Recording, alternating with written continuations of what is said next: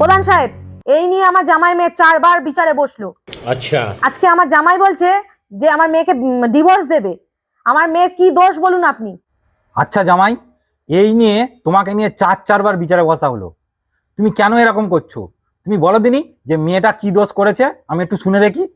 প্রধান সাহেব, আমি মেয়ে নিয়ে ঘর সংসার করতে পারবো না, কারণ এই মেয়ে পাগল। কোনো প্রশ্ন করলে তার কোনো উত্তরই দিতে পারে না। প্রধান সাহেব, তুমি জানো না এ বিরাট কঠিন কঠিন প্রশ্ন করে। এমন কি কঠিন কঠিন প্রশ্ন করে? করো দেখি, আমি একটু শুনে দেখি তোমার কি প্রশ্ন।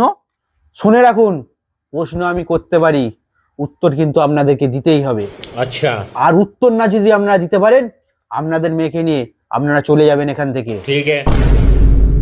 হ্যাঁ, প্রশ্ন করতে বলুন। আমরা যদি উত্তর না দিতে পারি, আমরা আমাদের মেয়েকে নিয়ে চলে যাব। হ্যাঁ, করব। और अभी तो रुको, क्लाइमैक्स अभी बाकी দেখুন है। এখানে কতগুলো ফুটো আছে। रुको जरा, सबर करो। বলুন দেখি আমি কোন ফুটোতে পেদেছি।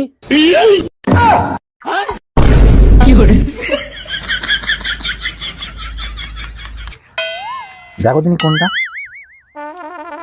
এইটা মনে হচ্ছে না জামাই? এই ফুটোটায়।